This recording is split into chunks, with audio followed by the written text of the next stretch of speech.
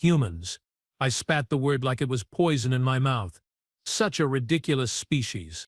My superior, Grand Observer Trelanak, floated gracefully across our command bridge, his 6 tentacles rippling with the subtle bioluminescence that indicated mild amusement. And yet, Analyst Vaziri, they persist. Explain that to me. I flicked my eye stalks in the universal galactic gesture of disdain. Luck. Pure, undeserved luck. Our massive ship, the inevitable conclusion, hovered silently above the blue-green world these bipedal mammals called Earth. They couldn't see us. Of course, their cloaking technology was beyond their primitive understanding, just like approximately 98.7% of all technology in the known universe was beyond their grasp. 12 previous civilizations attempted to colonize that planet, Trelanik said, his voice gurgling through his speech sacs. All failed. The humans didn't just survive, they dominated. I want to know why before we proceed with extinction protocols. I sighed dramatically, causing my breathing membranes to whistle. Must we? Their literature alone justifies immediate planetary sterilization. Have you read what they call romance novels? Science Officer Quor joined our conversation, her scaled skin glittering under the bridge's ambient light. The humans have an unusual trait. Grand Observer. They appear to thrive precisely because they don't know they should fail. Elaborate, Trelanak commanded. By all measurable standards, Quor continued, tapping her datapad with one clawed finger. Humans should have gone extinct at least 7 times in their evolutionary history.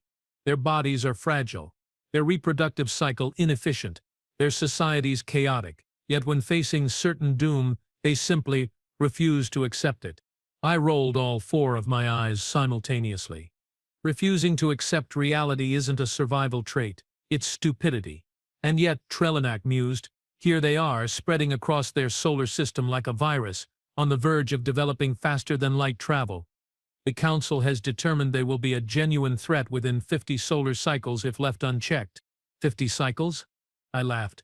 A sound like wet gravel being crushed. I could eliminate them with one well-placed asteroid and be home for spawning season. Trelak's tentacles darkened to a dangerous purple. Your arrogance mirrors theirs, Analyst Vaziri. Before we extinguish a species, we must understand it. That is the way of the galactic harmony. We are not barbarians. Of course, Grand Observer, I muttered, properly chastised. You will lead a reconnaissance team to the surface, Trelanak declared. Study them up close, find their weakness, then we will decide how to remove them from the equation of cosmic development. Surface contact? My voice rose an octave in horror. But they are moist, and they leak various fluids when emotional. Your discomfort is noted and ignored, Trelanak said flatly. Prepare your team. You leave in 1 rotation. The Earth's atmosphere was even more disgusting than I'd anticipated. It swirled with microscopic lifeforms, water vapor, and the exhaust of their primitive combustion vehicles. My environmental suit beeped continuously, warning me of the countless contaminants it was filtering. Analysis complete, reported Dex, our technology specialist. We have located an optimal observation point. Small settlement, reasonable population density, minimal security systems. Where? I asked, checking the nav display on my wrist. A place called Millfield. Population approximately 15,000 humans. Rural enough to avoid excessive scrutiny but developed enough to observe typical behavior patterns. Our shuttle, disguised as one of Earth's cumulus clouds, descended toward a forested area outside the town.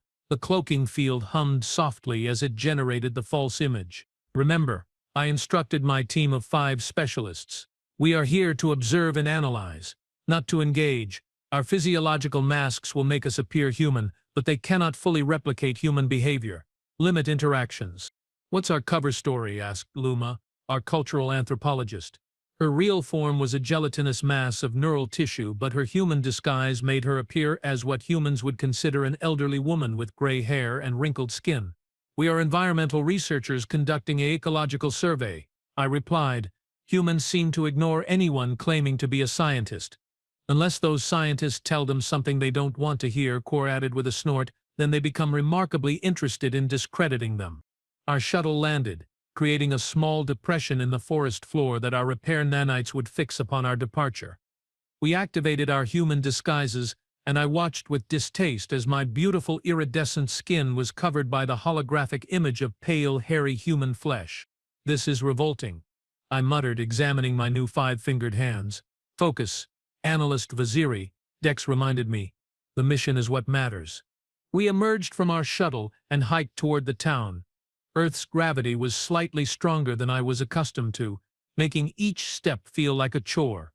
The air, even filtered through my suit, smelled of plant matter and soil microbes. "Fascinating," Luma kept saying, stopping to examine various plants and insects. "Their biodiversity is remarkable." "Their biodiversity is trying to eat me," complained Zim, our weapons specialist, slapping at a mosquito. "These tiny vampires are everywhere." We reached the outskirts of Millfield as the sun was setting. The settlement was painfully primitive, structures made primarily of wood and various petrochemical derivatives. Vehicles moved along paved roads, belching hydrocarbons. "We will need lodging," I said. "Dex, did you prepare the artificial currency?" "Yes. Sufficient dollars have been synthesized, along with the identification documents we will require." We approached a building with a flickering sign that read Millfield Inn and Suites. The human behind the desk barely looked up from their handheld entertainment device as we entered. "Need rooms?" she asked, not bothering with proper grammatical structure. "Yes," I replied, trying to sound natural. "We require 3 sleeping chambers. We are environmental scientists conducting research in your biologically diverse region." The human looked up, her eyes narrowing slightly. "You talk funny. Where you from?" I felt panic rising in my secondary nervous system. Our linguistic analysis must have missed regional speech patterns. "We are from Europe, very far north Europe." "Finland," Court interjected smoothly. "We are Finnish." "Oh," the human's suspicion instantly dissolved. "That explains it. My cousin married a guy from Sweden. You guys are all weird like that. Cash or credit?" Dex handed over several colorful pieces of paper which the human accepted without question. She gave us plastic cards that apparently would grant us access to our rooms. "Continental breakfast starts at 6, she said, returning to her device. "Wi-Fi password is on the card." As we walked away, I whispered to Kor, quick thinking with the Finnish designation.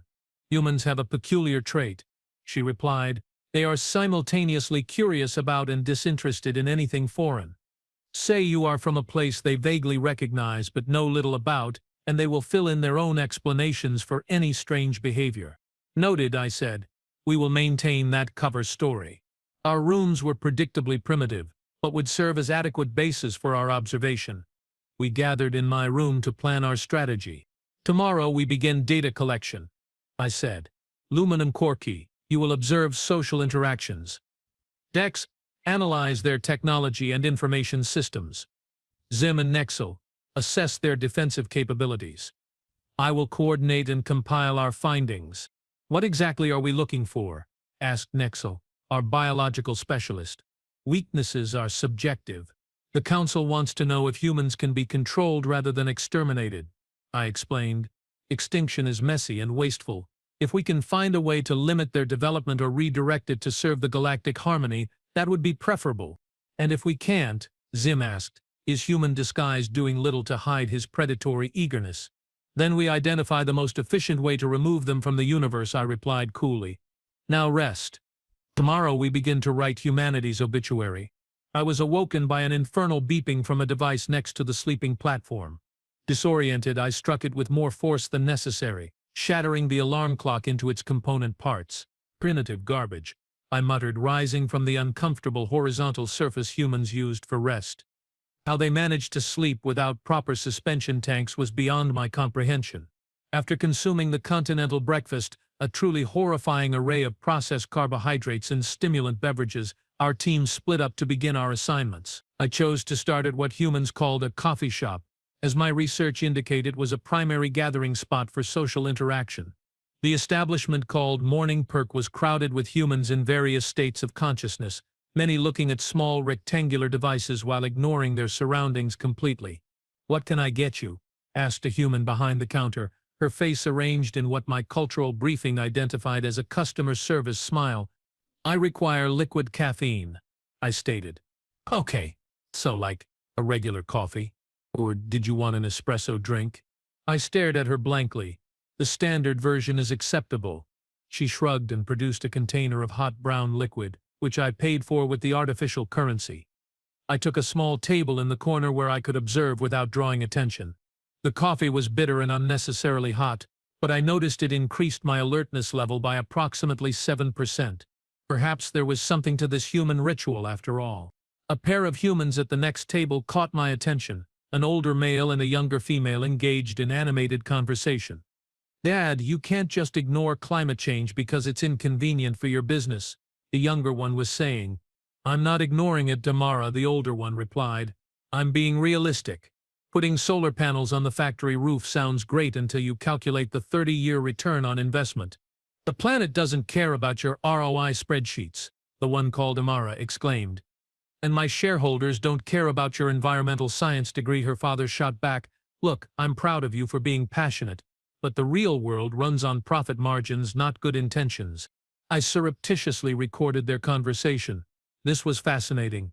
Even when presented with evidence of their own habitat's destruction, humans prioritized short-term resource accumulation.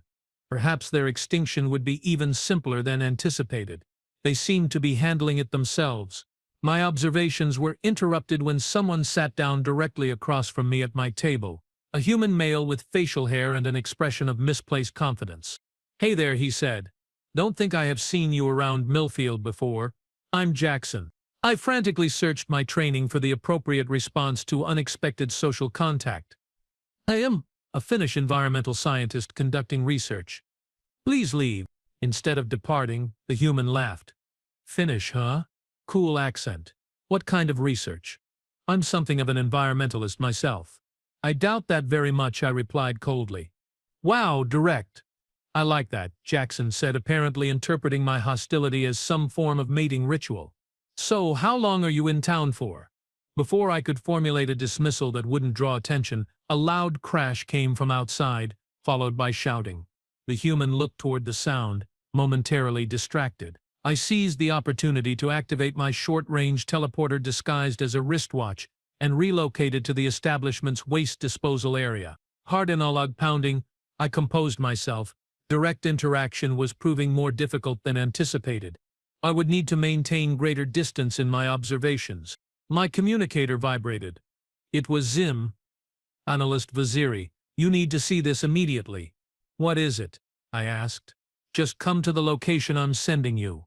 Humans are even more bizarre than we thought. 20 minutes later, I stood beside Zim on a grassy hill overlooking what appeared to be a training ground of some kind. Young humans were engaged in a ritualistic activity involving an inflated sphere which they propelled with their lower limbs while running across the field. "Soccer practice," Zim explained, consulting his datapad.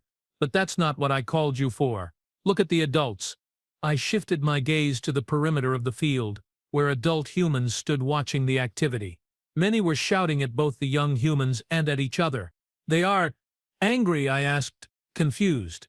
"They are competitive about their offspring's performance in a meaningless game," Zim said. "I have recorded 3 separate confrontations between adults. 2 nearly became physical." "That makes no evolutionary sense," I said, genuinely perplexed. "They risk social cohesion and physical injury over a non-survival activity." "Exactly," Zim replied, his eyes gleaming with excitement. "Their tribal instincts override rational thought even in the most meaningless contexts. Just imagine how easy it would be to manipulate them into conflict." As if on cue, 2 adult males began shouting at each other near what humans called the goal. "Your kid fouled my son. That's the 3rd time, Bob. Maybe your son should toughen up, Mike. This isn't ballet." The human children stopped their activity to watch as the adults continued their dominance display. One of the young females rolled her eyes in a gesture I recognized as exasperation. "Dad," she called out, "you are embarrassing me again." The conflict escalated until a 3rd adult with a whistle intervened. The children eventually resumed their activity while the adults retreated to opposite sides of the field, still glaring at each other. "Fascinating," I murmured. "Their young appear more socially advanced than the adults." "This species makes no sense," Zim said. "But I'm beginning to see exploitable weaknesses." My communicator vibrated again. This time it was Core. "Emergency at the motel. Return immediately." We hurried back to find a scene of chaos in the motel lobby. Dex was arguing with the human from the reception desk while Luma and Nexel stood awkwardly to the side. "What happened?" I demanded. The human became suspicious when Dex attempted to access their information network. Core explained quietly. He asked too many technical questions about their primitive internet system. "I was simply inquiring about the bandwidth limitations," Dex protested, a perfectly reasonable question for a scientist requiring data transmission capabilities. The human receptionist crossed her arms. "Nobody asks about router protocols unless they are up to something. Are you guys really scientists? Because my cousin works for the State Environmental Agency and he never mentioned any Finnish survey team." I stepped forward, summoning my most authoritative human voice. "There has been a misunderstanding. We are conducting a private study for a European conservation group, not your government agencies. My colleague is simply overly concerned with technical specifications, a common trait among Finnish people." The human still looked suspicious. "Let me see some ID. Real ID." This was escalating dangerously. I reached into my pocket where I kept a memory modification device disguised as a pen.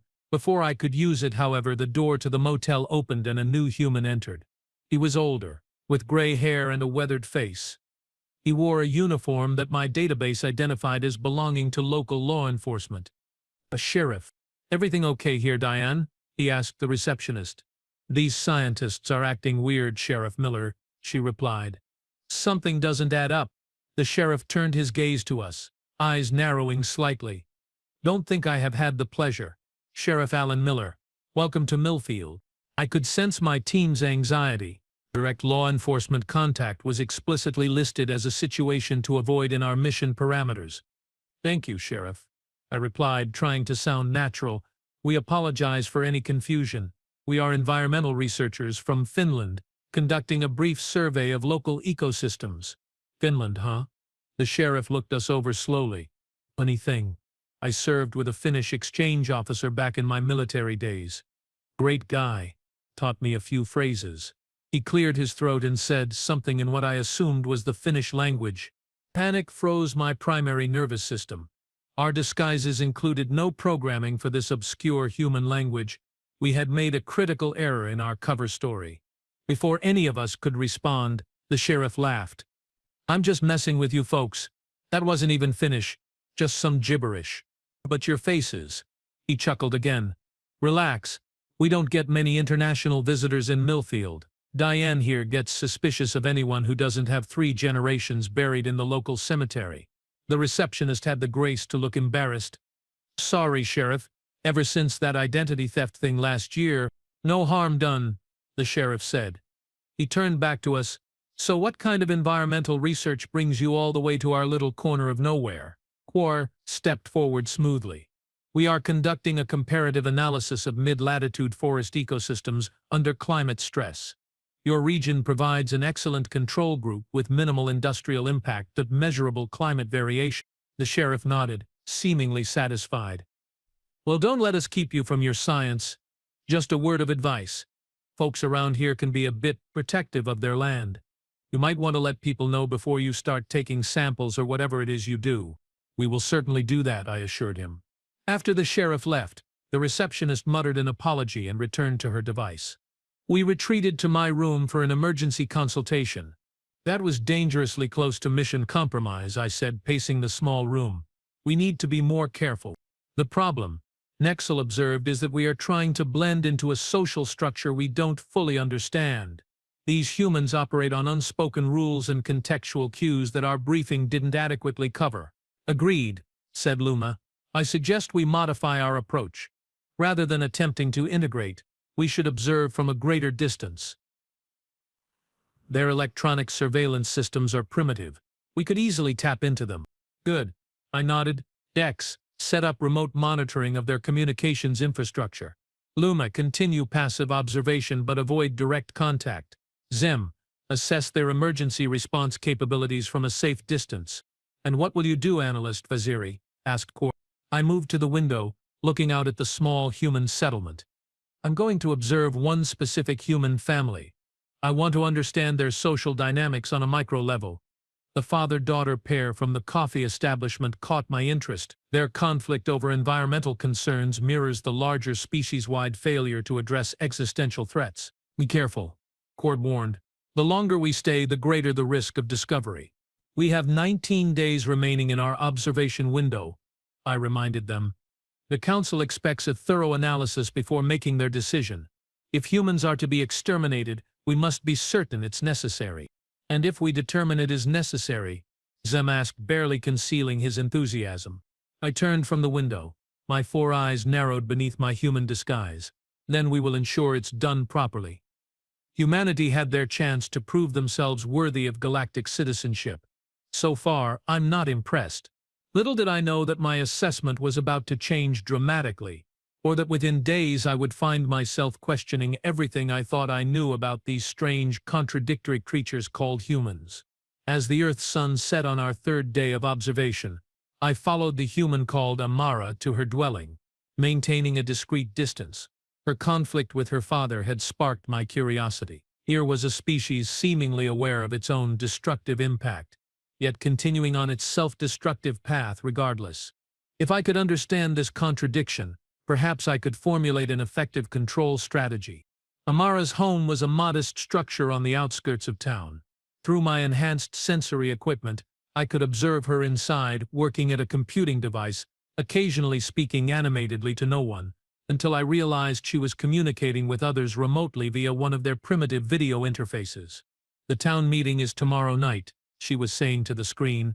Dad's going to present the expansion proposal, and we need to be ready with counter-arguments. The factory already dumped questionable waste twice last year. The human on the screen replied, but my audio enhancers couldn't quite capture it clearly. I know he's my father, Priya, Amara continued. But he's putting profit ahead of the watershed that supplies drinking water to 3 counties. Someone has to stand up to him, even if it's his daughter. This intriguing dynamic warranted closer observation. I made a note to attend this town meeting the following evening. My communicator vibrated. It was Nexel. Mentalist Vaziri, I have discovered something concerning. Can you return to the shuttle? On my way, I replied, curious what our biological specialist had found.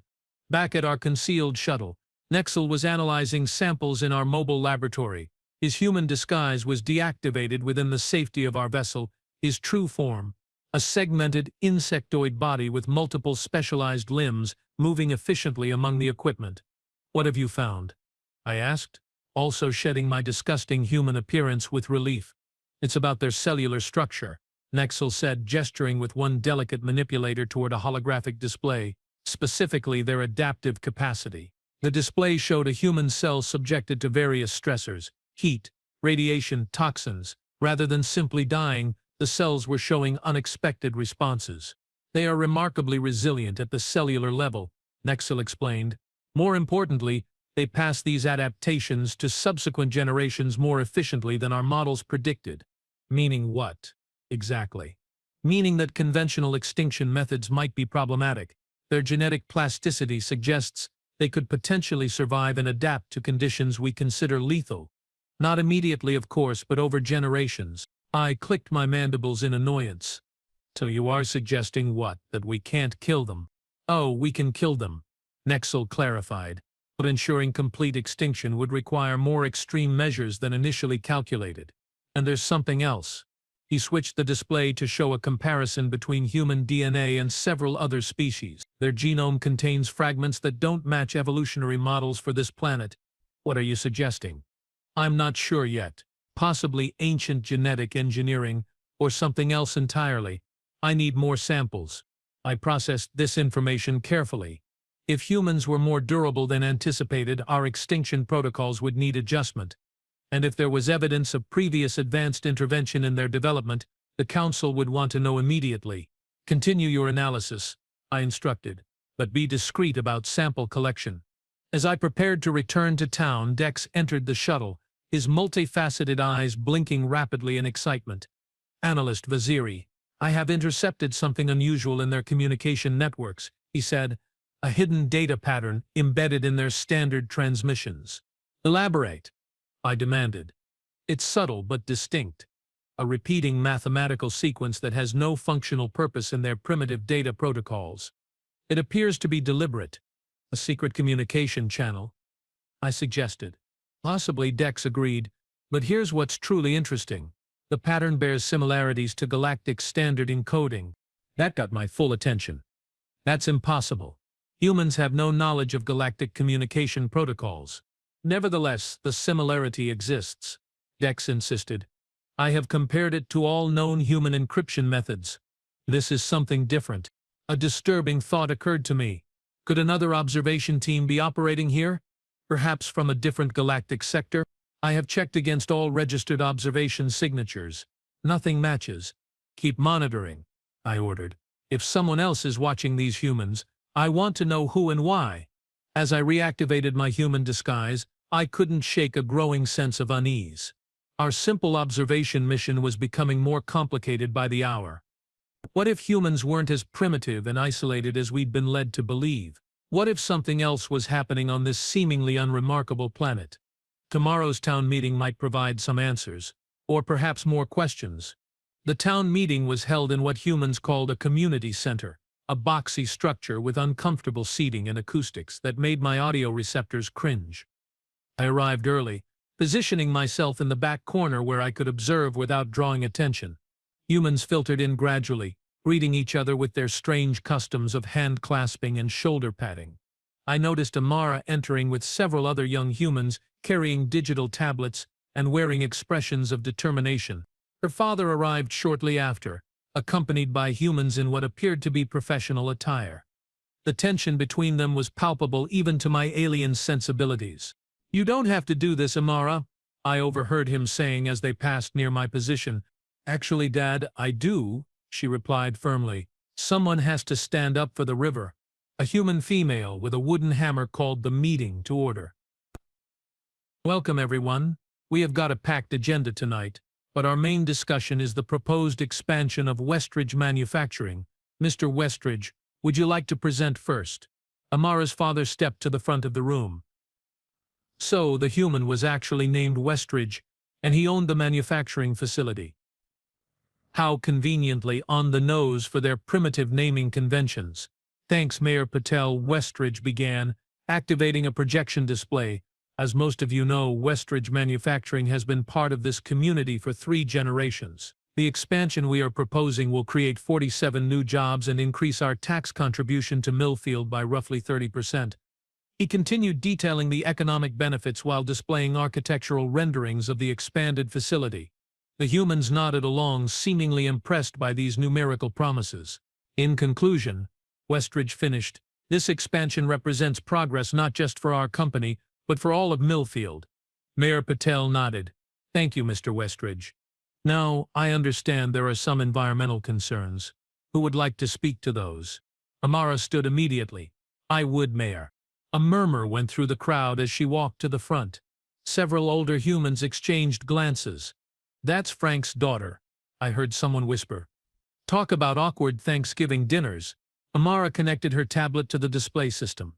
"Good evening, everyone. My name is Amara Westridge. Yes, Frank is my father. And yes, this is extremely uncomfortable for both of us." This generated scattered laughter. "But some things are more important than family comfort." She displayed a map of the local watershed. Westridge Manufacturing sits less than half a mile from the headwaters of the Millfield River, which provides drinking water for our town and 2 neighboring counties. The proposed expansion would double the chemical storage capacity on site. She switched to photographs showing discolored water. These were taken after last April's spill, which the company assured us was minor and fully contained. Independent testing showed elevated levels of industrial solvents 3 miles downstream. Westridge stood up. "Those levels were within EPA guidelines, which I'd know you'd acknowledge if you'd read the full report instead of cherry-picking data." "I read the full report, Dad," Amara replied evenly, "including the footnote on page 117 that mentioned how the testing was done 2 weeks after the spill, not during the critical first 48 hours. The room grew tense as father and daughter locked eyes across the room. This was precisely the self-destructive behavior I'd come to study. Here were humans, knowingly poisoning their own water source for the sake of what they called economic growth. "Look," Westridge said, addressing the room, "every manufacturing process involves trade-offs. We have invested millions in containment systems, but this town needs jobs more than it needs another environmental impact study. We need both, Amara countered, and the expansion plan doesn't include upgraded containment facilities proportional to the increased chemical storage. What followed was a surprisingly sophisticated debate about technical specifications, regulatory requirements, and economic projections. I found myself reluctantly impressed by the depth of knowledge displayed by both Westridge humans, despite their opposing viewpoints. Other town residents joined the discussion, raising questions and concerns from various perspectives. The debate wasn't simplistic as I'd expected, but nuanced and multifaceted. Most intriguing was how personal relationships intertwined with policy disagreements. These humans could vehemently oppose each other's ideas while maintaining social connections. It was perplexing. The meeting concluded with Mayor Patel announcing a 30-day review period before the town council would vote on the expansion permits. As humans began to disperse, I observed Amara and her father standing awkwardly near the exit. "You prepared well," Westridge said to his daughter, his voice carrying a mix of irritation and what sounded like pride. "I learned from you," she replied. "You always said to back up arguments with data." "Dinner on Sunday still?" he asked after a pause. "Of course," Amara nodded. "Mom's making lasagna." I watched them leave separately, my comprehension system struggling to process this complex interaction. They had just publicly undermined each other's objectives, yet were planning a family meal as if nothing had happened. Before I could ponder this further, my communicator vibrated urgently. It was Quarter, her voice tense. "Return to the shuttle immediately. We have a situation." "What do you mean, detected?" I demanded, pacing the shuttle's command area. My true form's limbs clicked nervously against the metallic floor. Zim's battle membrane was fully extended, a sign of his agitation. "Exactly what I said. Something scanned our shuttle approximately 43 minutes ago. A directed energy pattern specifically designed to penetrate our cloaking field." "That's technologically impossible," I said. "Humans don't have that capability." "Evidently something on this planet does," Dex interjected, his manipulator appendages dancing over the sensor console. The scan was brief but thorough. It wasn't random either, it specifically targeted our location. "Could it be another galactic species?" Cora suggested. "Perhaps an unauthorized observation team?" "I have checked all registered frequencies," Dex replied. "Nothing matches known profiles." I felt my primary heart valve constrict uncomfortably. "What about the communication pattern you detected earlier? Any correlation?" "Yes," Dex confirmed. "The scan used a modified version of the same mathematical sequence. Whoever was embedding that pattern in human communications is the same entity that scanned us." The implications were disturbing. Either humans were far more technologically advanced than our intelligence suggested, or something else was operating on Earth. Neither option was comforting. "We need to report this to Grand Observer Trilnak," Kor said. "Not yet," I countered. "If we report prematurely, the Council might order immediate extinction protocols. We need more information." "Or perhaps," Zim suggested, his tone darkening, "we should accelerate our timetable. If humans have detection technology approaching our level, they are an even greater threat than anticipated." Luma, who had been silently processing the data, finally spoke. "I have an alternative theory. What if we are not the first observers to study humans?" The shuttle fell silent as we considered this possibility. "You mean another galactic species has been here before?" Nexel asked. "Or is still here," Luma continued, "and has integrated with human society. It would explain the advanced communication patterns and scanner technology. That would violate at least 7 galactic treaties," I pointed out. "Yes," Luma agreed, "which is precisely why they wouldn't announce their presence, but they might monitor for other observers. Like us," Kor concluded. "We need to find the source of that scan," I decided. "Dex, can you triangulate its origin?" "Already did," Dex said, displaying a geographical map. "It came from here, approximately 12 kilometers northeast of Millfield." The map showed a wooded area with no significant human structures visible. "What's there?" I asked. "According to human land records, nothing," Dex replied. "It's marked as a nature preserve." "Perfect cover," Zim noted. "No regular human traffic." I made my decision. "Zim and I will investigate." The rest of you maintain observation protocols but increase security measures. If we are not back in 6 hours, contact the inevitable conclusion for extraction." "This is ill-advised," Core objected. "We should request reinforcements and admit we potentially compromised our mission," I retorted. "This is a reconnaissance operation. We will stay cloaked and observe only." Sim's battle membrane rippled with anticipation. "I will prepare defensive measures, just in case. Non-lethal only," I ordered firmly. "We are not starting an interspecies incident." As we prepared to depart, I couldn't help but wonder if we were walking into a trap. But whose trap? And what did it mean for our mission? The humans I'd observed were simultaneously more complex and more primitive than expected. They poisoned their own water supply for economic advantage, yet maintained social bonds despite fundamental disagreements. They were a contradiction, and I was beginning to suspect that contradiction might be the very thing that defined them. We approached the source of the scan under full stealth protocols, our personal cloaking fields rendering us invisible to conventional detection methods. The forest was dense, filled with organic life forms that Zem's sensors cataloged automatically. "Odd," he muttered as we moved silently through the underbrush. "The biodiversity here is 30% higher than surrounding areas. Meaning something is accelerating plant growth and animal population density. Artificially." We crested a small hill and paused. Before us lay a clearing that appeared entirely natural at first glance, wildflowers swaying in the breeze. But my enhanced vision detected subtle irregularities in the terrain pattern. "There," I whispered, indicating a section of ground that was microscopically too flat. "That's artificial." Zim nodded. "Concealed entrance. Sophisticated camouflage."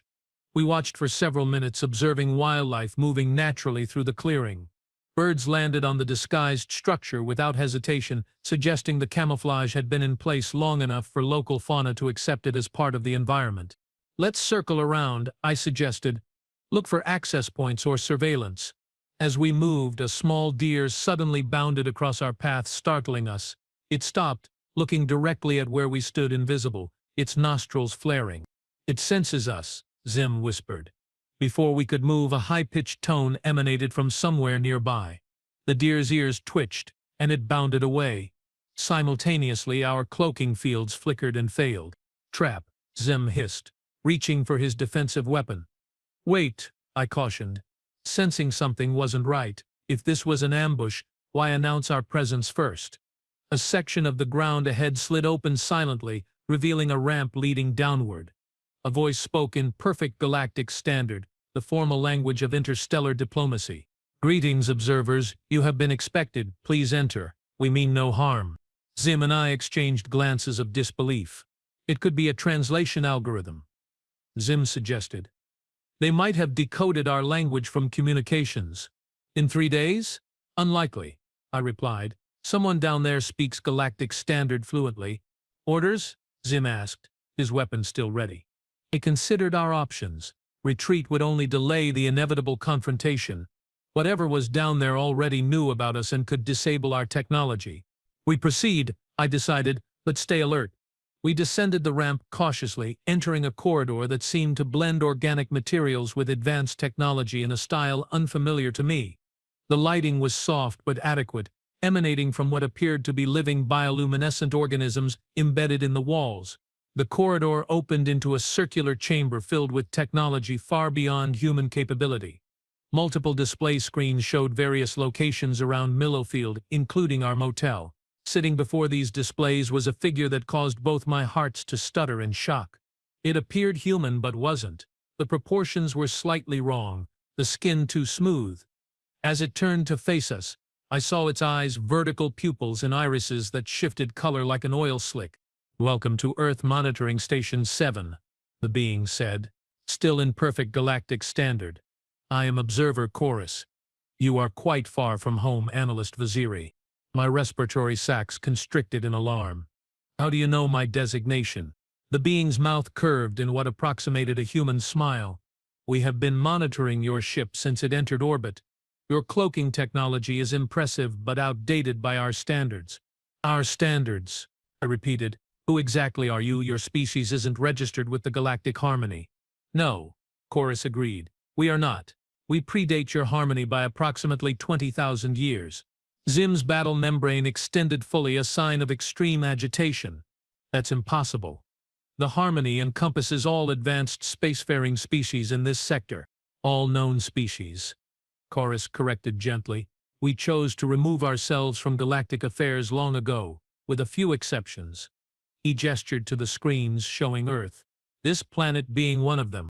I struggled to process this revelation. You are claiming your species has been observing Earth. Not just observing, Chorus replied. Guiding. Subtly, over millennia.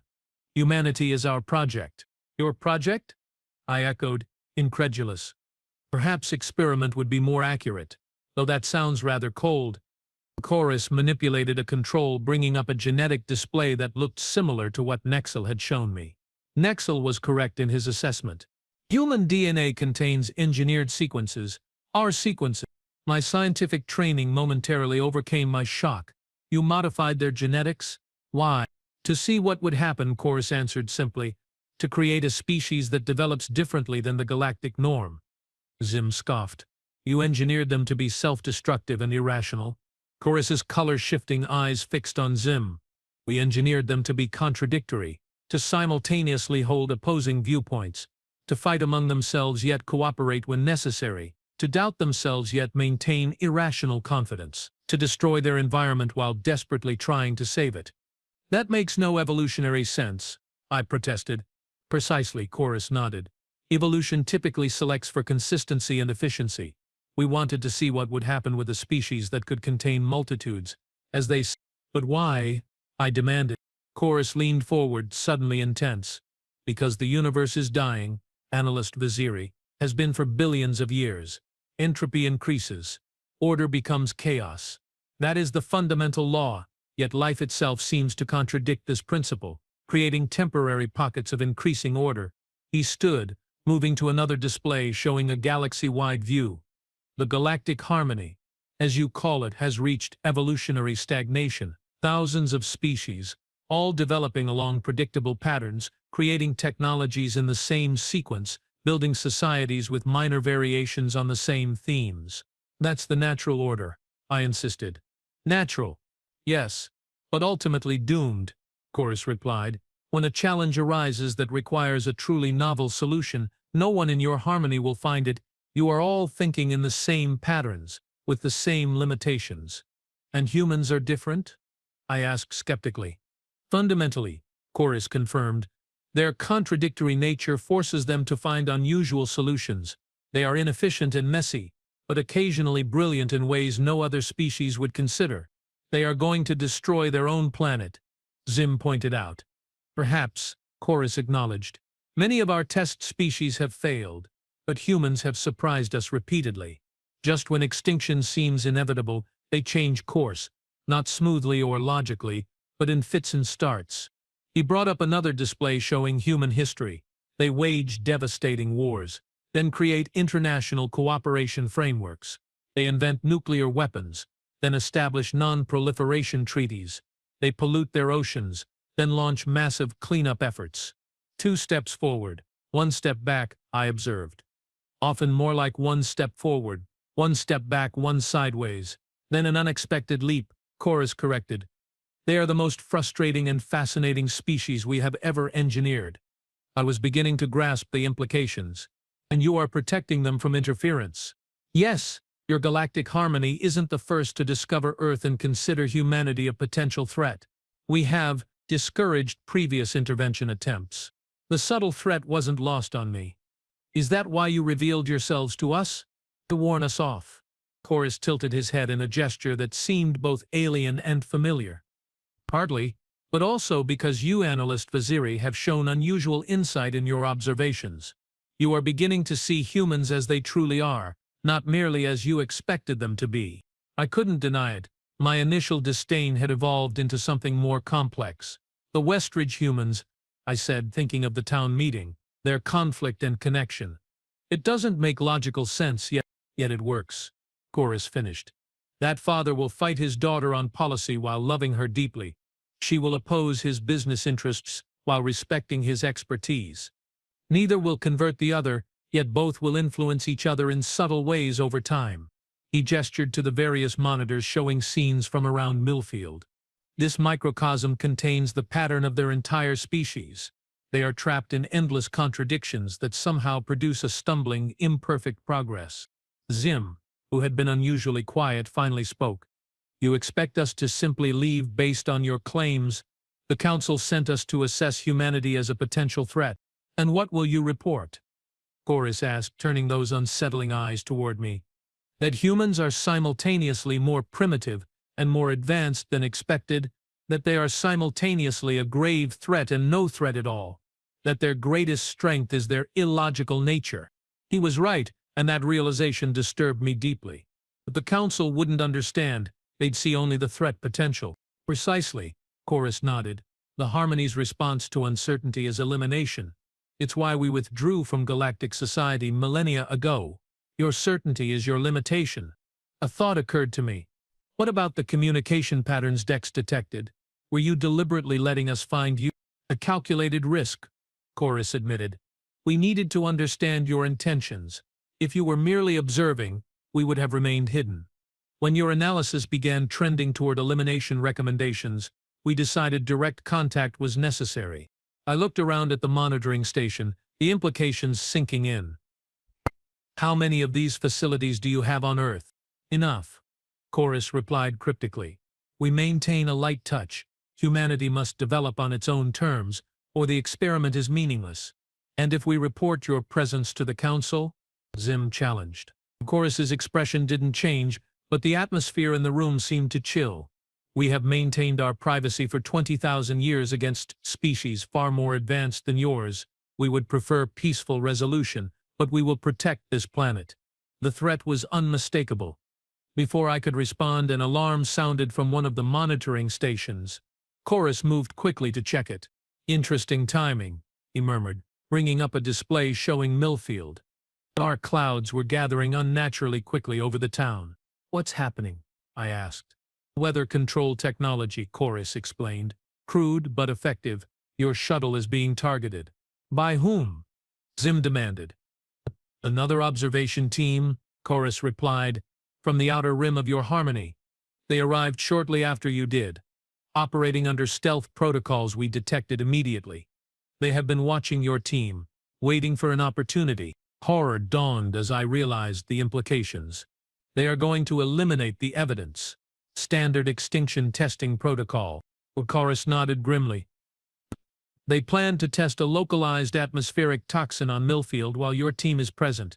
If successful, they will recommend it for planetary use. Two objectives accomplished simultaneously. We need to warn our team, I said urgently. And the humans? Communications are being jammed, Chorus replied, working his controls rapidly. We can break through, but it will take time. Zim looked at me in confusion. Why would you warn the humans? This is what we came to assess. I found myself unable to articulate the sudden protective feeling that had overtaken me. The faces of the Millfield humans flashed through my mind, argumentative, contradictory, frustrating, yet somehow compelling in their messy complexity. Because they deserve a chance, I finally said. Because extinction from an unseen enemy without even understanding what's happening is wrong. Chorus gave me an approving look. There may be hope for your species yet, Analyst Vazuri. We have countermeasures in place, but we need to reach the distribution mechanism before the toxin is released. Where is it? I asked. Chorus displayed a map showing a location at the edge of town. Here, disguised as a weather monitoring station, your rival team is small, just 3 operatives. We need to move quickly, I said, already heading for the exit. Zim, contact the shuttle if possible. Tell them to warn the humans and take cover. You are going to violate multiple protocols, Zim warned. Though he was following me, the Council will designate you as rogue. So be it, I replied. I came here to understand humans, not participate in their unjust extinction. As we raced back through the forest, the sky darkening ominously above, I reflected on the irony of the situation. I had arrived ready to write humanity's obituary. Now I was fighting to prevent it. The storm was unnatural in its intensity and focused directly over Millfield. Wind whipped violently as Chorus guided us toward the disguised distribution mechanism. Rain began to fall, each drop containing microscopic analysis nanites that would prepare the atmosphere for the toxin release. There, Chorus pointed to what appeared to be a small weather station on a hill overlooking the town. The delivery system is disguised as meteorological equipment. I engaged my scanner, confirming his assessment. 3 life forms present, as you said. Species designation matches Outer Rim Consortium. Extraction specialists. Zim growled. They don't observe, they test elimination methods. We approached cautiously, using the storm as cover. The extraction team had set up a perimeter of sensor drones, but Chorus easily disabled them with technology I didn't recognize. Their atmospheric processor is almost ready, Chorus warned. Once activated, it will convert the rain into a neurotoxin that attacks human-specific neural pathways. Can we disable it remotely? I asked. Not without potentially triggering an immediate release, Chorus replied. We need physical access to the control node. Zim readied his non-lethal incapacitation device. Direct approach, then. Wait, I said, noticing movement in the trees nearby. To my shock, I recognized Amara Westridge, camera in hand, cautiously photographing the strange weather station. What is she doing here? I hissed. Environmental monitoring, Chorus explained. She noticed the unusual weather pattern and came to investigate. Humans occasionally surprise us with their observational skills. Before we could formulate a new plan, one of the extraction team emerged from the station and spotted Amara. The alien, disguised as human but moving with unnatural precision, approached her menacingly. No choice now, I muttered, activating my emergency protocols. My human disguise dissolved as I charged forward, Zim close behind. The extraction specialist turned at our approach, his own disguise dropping to reveal the chitinous exoskeleton of an Outer Rim enforcer. He reached for a weapon, but I was faster, tackling him to the ground before he could target Amara. The human woman screamed, understandably horrified at the sight of 2 alien creatures fighting before her. Her camera flashed repeatedly, documenting the impossible scene. Get to the control node! I shouted to Zim as I grappled with the enforcer. Stop the release! Zim rushed toward the weather station, but was met by the other 2 extraction specialists emerging with weapons drawn. Chorus moved with surprising speed, deploying some kind of energy field that temporarily immobilized one attacker. The enforcer beneath me was stronger, throwing me off with a powerful thrust of his hind limbs. As I scrambled to regain my footing, he turned toward Amara, clearly identifying her as a witness to be eliminated. Run! I shouted to her in human English. Instead of fleeing, the astonishing human raised her camera and blinded the enforcer with its flash, buying me precious seconds to tackle him again. This time, I managed to deploy my immobilization device against his neural cluster. Nearby, Zim was engaged in combat with the second enforcer while Chorus had incapacitated the third. I looked up to see Amara staring at us, her expression a mixture of terror and determination. What are you? She demanded, voice shaking but steady. Before I could formulate a response, a rumble of engines overhead announced new arrivals. The extraction team's ship was decloaking, a weapons system targeting the area. They are going to sterilize the site, Chorus warned, standard protocol when compromised. I made a split-second decision. Amara, come with us if you want to live. Your town is in danger. To my amazement, the human nodded firmly and ran to my side. Together we rushed to the weather station where Zim had already accessed the control node. I have neutralized the toxin conversion protocols, he reported, but the delivery system is still active. It's going to release something into the atmosphere. Chorus joined us, quickly assessing the system. We can reprogram it. Instead of toxin, it could deliver an electromagnetic pulse to disable the extraction ship's weapons. Do it, I ordered, watching anxiously as the ship maneuvered into position above us. Chorus's manipulators moved with practiced precision across the alien controls. Ready in 3, 2, 1. The weather station hummed loudly, and a pulse of energy shot upward into the storm clouds. Lightning crackled across the sky, converging on the extraction ship. Its engines sputtered, and the vessel listed to one side. We have disabled their primary systems, Chorus confirmed, but they have backups. We have minutes at most. We need to warn the town. Amara insisted. Whatever you are, if my people are in danger, they need to know.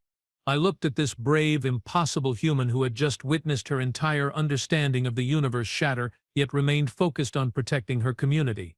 "She's right," I said to Zim in chorus. "We can't evacuate everyone, but perhaps we can shelter them." Amara held up her phone. "The emergency alert system. If we can trigger it, everyone will take shelter." "That might be sufficient." Chorus agreed. "The extraction protocols typically target exposed biological signatures." Zim looked at me incredulously. "You are trusting the fate of this mission to a human?" I met his gaze steadily. "Yes. I am." Working together, 2 alien species and 1 human, we hacked into the local emergency system. Within moments, alert sirens began blaring across Millfield. On Amara's phone, an emergency message appeared. "Severe weather alert. Chemical spill danger. All residents seek shelter immediately. They will go to basements and storm shelters," Amara explained. "Almost every building here has one." Above us, the extraction ship was recovering control. We had minutes at most. "What about you?" I asked Amara. "You have seen too much. They will consider you a priority target." She straightened her shoulders, displaying that peculiar human courage that defied logical explanation. "I will take my chances. This is my home." "No," I decided. "You are coming with us. Zim, contact the shuttle. Emergency extraction for 4. 4? Zim questioned. "The human comes with us," I said firmly. "She's witnessed multiple alien species and technology. The Council will need to decide her fate, not some rogue extraction team." As our shuttle decloaked nearby, I saw understanding dawn in Amira's eyes. "You are not here to help us, are you? You are studying us, like them." She gestured to the extraction ship. "Not like them," I corrected. "They came to test ways to kill you. I came to understand you." "What did you learn?" she asked, as we hurried toward our shuttle. I looked at this remarkable creature, this contradiction of logic and emotion, courage and fear, selfishness and sacrifice. "That your species is impossible," I replied honestly. "You shouldn't work. Your society shouldn't function. Your contradictions should tear you apart. And yet here we are," she finished, a small defiant smile playing on her lips as we boarded the shuttle. As we lifted off, the extraction ship fired on the weather station, vaporizing it completely. But the town of Millfield, its contradictory humans safely sheltered, remained untouched. 3 months later, I stood before the Galactic Council, my report complete. Grand Observer Trelanak regarded me with what passed for skepticism in our species. "You recommend protection status for Earth," he summarized. "Despite acknowledging humans will likely develop interstellar capabilities within the century." "I do," I confirmed, "and I'm not alone." Beside me stood Chorus, who had finally agreed to reveal his species' existence to the Council in defense of Earth. "We progenitors vouch for humanity," Chorus stated formally. "They are our project, but they have become more than we anticipated. They deserve their chance." The Council chamber erupted in shocked murmurs at the revelation that the legendary progenitors still existed. "And what of the human female?" another Council member asked. "The one you extracted?" "Ambassador Westridge has been fully briefed on galactic politics," I replied. "She stands ready to serve as humanity's first representative when the time is right." Behind us, Amara stepped forward in her newly designed diplomatic attire. "My people aren't ready to join your harmony yet," she said clearly. "But when we are, we will bring something unique to it. Our contradictions are our strength." Grand Observer Trelanak studied us all for a long moment. "The extraction team has been censured for unauthorized testing," he finally said. "Their evidence has been reviewed and sealed. Earth will be designated a protected development zone for the next 100 cycles. After that, we will reassess." It wasn't perfect, but it was a beginning. As we left the chamber, Amara walked beside me, still marveling at the wonders of the galactic capital. "You came to write our obituary," she said, echoing words I'd spoken in what felt like another lifetime. "Instead, you taught us about life." I acknowledged. "Your impossible, contradictory species showed us a different way to view the universe." "And if we fail?" she asked. "If our contradictions finally tear us apart?" I considered this as we watched the swirl of dozens of alien species moving through the grand concourse. "Then you will fail on your own terms, not because someone deemed you unworthy before you had your chance." Amara smiled, that uniquely human smile, somehow conveying sadness and hope simultaneously. That's all we have ever really wanted. A chance to write our own story, even if it means etching our own tombstones. Or perhaps, I suggested, etching the tombstones of those who underestimated you. She laughed, the sound echoing in the vast alien chamber, drawing curious looks from passing species who had never heard such a sound. In that moment I knew the Council had made the right decision. The universe needed humanity's contradictions, their messy, illogical brilliance. I had come to Earth expecting to catalog a failed species. Instead, I found myself documenting the beginning of their greatest chapter. The aliens had attempted to write humanity's obituary, but humanity in its stubborn, contradictory way had etched our preconceptions onto tombstones instead. And somehow, impossibly, I was grateful for it.